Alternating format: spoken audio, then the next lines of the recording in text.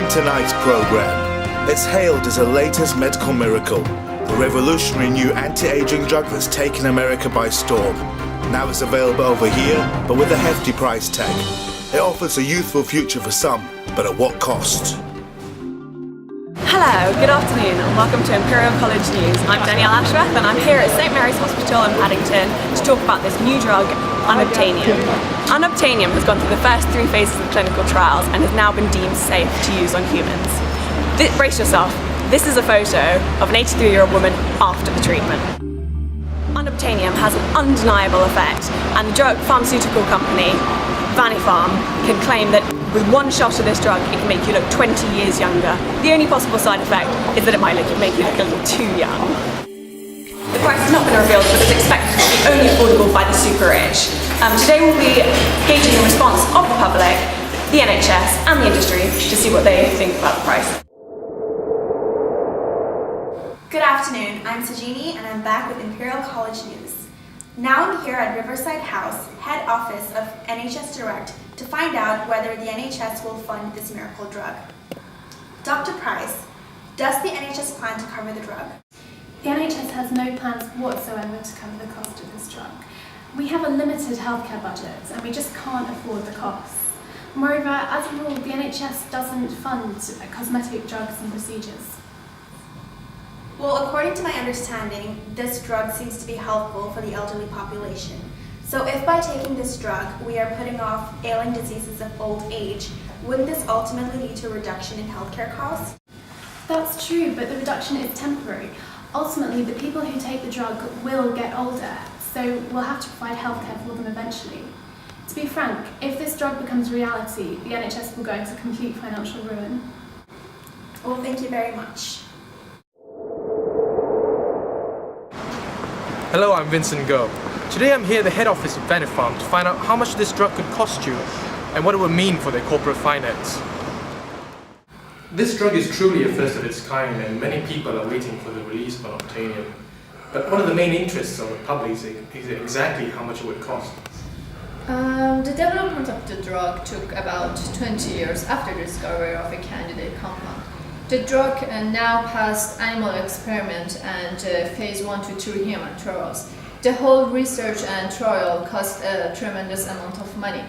In addition to this cost, we have to consider if after releasing the drug to market, some side effects are discovered, there could be a risk of withdrawal. But I have to say something in parentheses that we've been very true in every aspect of the drug, especially with safety.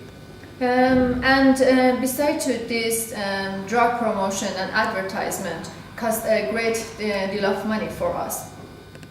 So to be honest, we bet a future of our company on this drug. So how much money are we exactly talking about? Nothing's confirmed yet, but a rough idea of the starting price will be around £10,000 a vial. Because the cost of the initial investment is so large, VaniPharm will have to sell more than a certain quantity to recoup the initial investment, which is expected to be the millions of pounds. Here are some cost curves, and where VaniPharm is hoping to stay is at the point where the marginal and average cost curves intersect, known as the minimum efficient scale, where returns to scale and average cost are constant. It's the smallest output that VaniPharm should produce, such that its long-run average costs are minimized, which are compatible with the company's apparent agenda to be the king of cosmetic drugs. Those who are desperate for Unobtanium, and therefore there appears to be a potential market, the NHS won't be supplying it for obvious reasons, but the big pharma are keen to milk everything they can from this cash cow. Here at the studio tonight, I have here with me Dr. Yusuke Kabeya, Chief Editor of The Economist. So Dr. Kabeya, welcome. Yeah. VaniPharm says their setting price is around £10,000, but demand is expected to be exceedingly high. What do you predict to be the actual market price? Yeah, I think the price is surprisingly high, but the pharmaceutical company seems to be confident that they can sell the product. I think there are several complicated reasons. The first main reason is, of course, this high demand. and this will make the market price very, very high. And the second reason is a special situation of the healthcare market. The development of new drug costs a huge amount of money. Therefore, once it is the drug is on market, it is patented, and the profit of the company will be preserved. This is called monopoly.